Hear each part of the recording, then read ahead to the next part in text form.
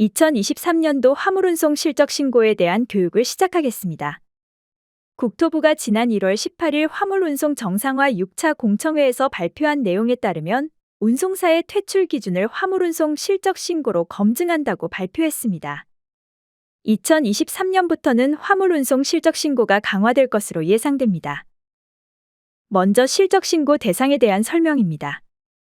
실적 신고의 대상은 2대 이상을 소유한 일반 화물 운송사와 주선업 허가자가 실적 신고 의무자입니다. 차주는 용달 개별 일반 화물 등 여러 대를 소유하고 있어도 실적 신고 대상이 아닙니다. 운송사가 주선업을 겸하고 있다면 운송업으로 실적 신고를 해야 합니다. 다음은 실적 신고 내용에 관한 설명입니다. 실적 신고는 화물 운송에 관련된 부분 중에서 세금 계산서를 발급한 기준으로 신고하는 제도입니다. 화물 운송이 아닌 부분은 실적 신고의 대상이 아닙니다. 다음은 실적 신고 4가지 준수사항을 설명하겠습니다. 실적 신고는 직접 운송, 최소 운송, 위탁 금지, 신고 일치를 각각 준수해야 합니다. 먼저 직접 운송 업무를 설명하겠습니다. 이 직접 운송 의무는 운송사들이 가장 많이 위반하고 있고 다단계를 막기 위한 규칙입니다. 직접 운송 의무는 화주의 종류와 나의 면허 종류에 따라서 배차 시 지켜야 하는 규칙입니다. 직접 운송이란 다음 3가지 방법으로 배차를 할 때 직접 운송으로 인정합니다.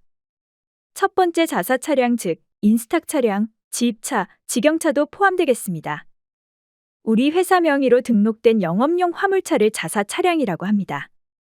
이 자사 차량으로 배차를 하면 직접 운송으로 인정합니다. 두 번째로는 장기용차로 배차를 하면 직접 운송으로 인정합니다. 장기용차는 타사명의 고정차로 우리 회사에서 연간 96일 이상을 배차를 받아야만 장기용차로 인정받을 수 있습니다.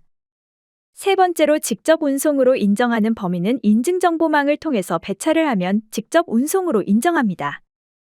인증정보망은 24시콜, 원콜, 화물맨, 화물마당 등이 있습니다. 반드시 이 3가지 방법으로 배차가 이루어져야 직접 운송으로 인정합니다.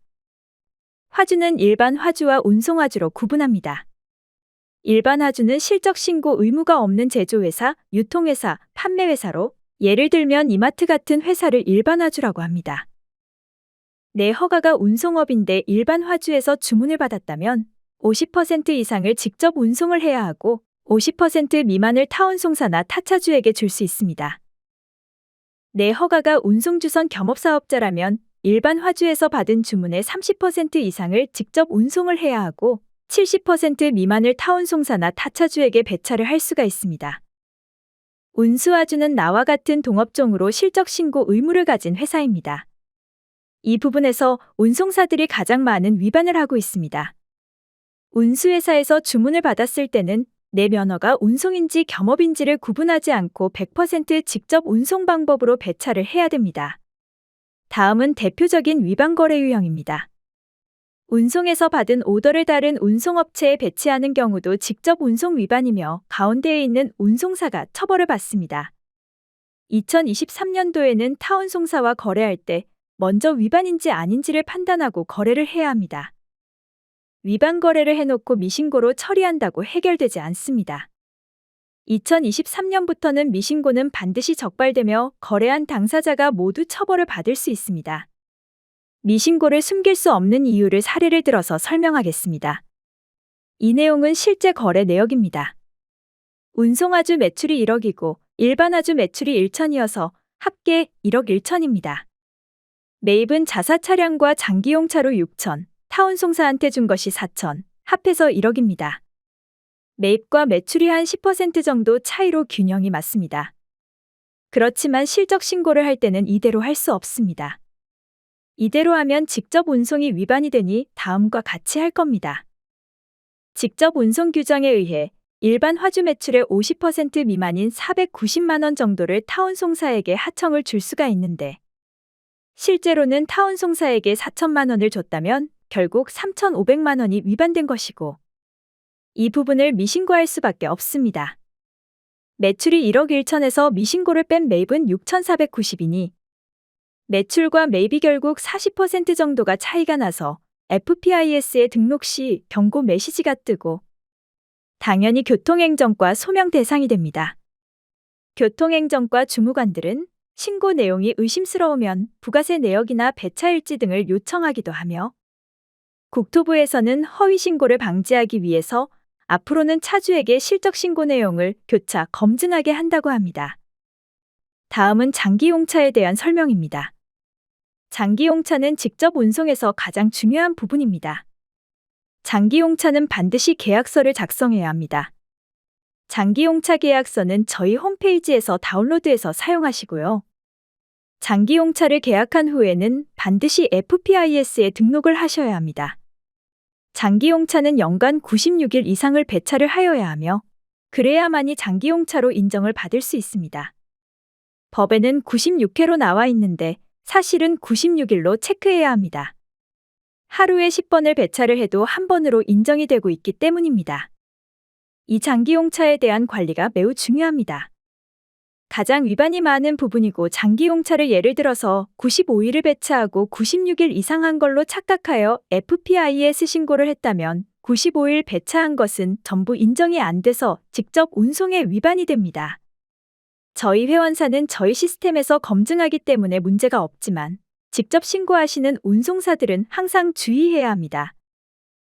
최소 운송 의무는 운송사한테만 해당이 되고 자사 소속 차량의 톤수와 차형에 따라서 최소 운송 금액이 달라지며 매년 국토부에서 발표합니다.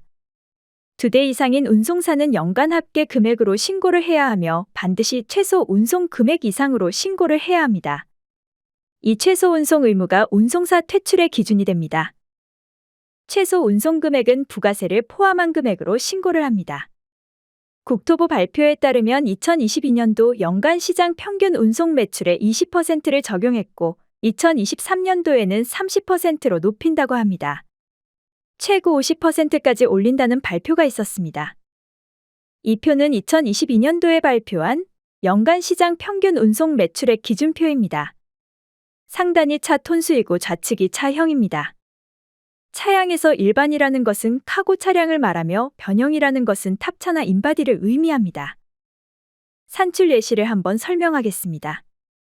1톤 카고는 2022년도 고시금액이 3,070만 원인데 운송사는 이 금액의 20%인 614만 원 이상을 신고해야 합니다. 이 회사가 1톤 20대를 소유한 회사라면 이 회사의 연간 최소 운송 금액은 20대 곱하기 614만 원, 합계 1억 2,280만 원입니다. 이 이상을 신고해야만 합니다. 다음은 위탁금지 위반에 대한 설명을 하겠습니다. 위탁금지 위반은 운송사가 지켜야 하는 규칙입니다.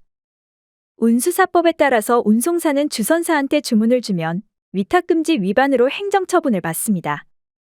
다음으로 화물운송 실적신고의 기본은 빠짐없이 신고하는 것입니다. 신고와 내용이 일치하지 않을 경우 거래 당사자 모두 소명 대상이 됩니다. 이번엔 주선업 실적신고에 대한 설명을 하겠습니다. 국토부에서는 앞으로 주선업에 대한 실적신고 검증을 집중할 것으로 판단됩니다.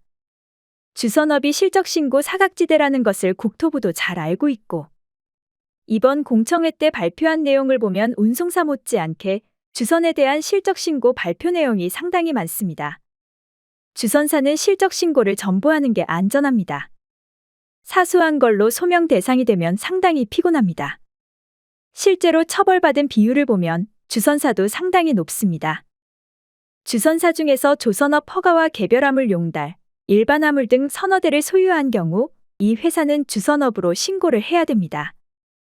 이번 발표의 가장 많은 부분을 차지하는 것이 그 일부 주선사들이 정보망에서 주문을 잡아서 다시 정보망에 재위탁한다는 것을 국토부도 잘 알고 있다는 내용이었습니다.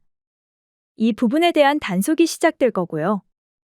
정보망 업체들도 제재를 한다고 합니다. 앞으로는 이 부분을 조심해야 할 것 같습니다. 간단하게 저희 회사를 소개하겠습니다.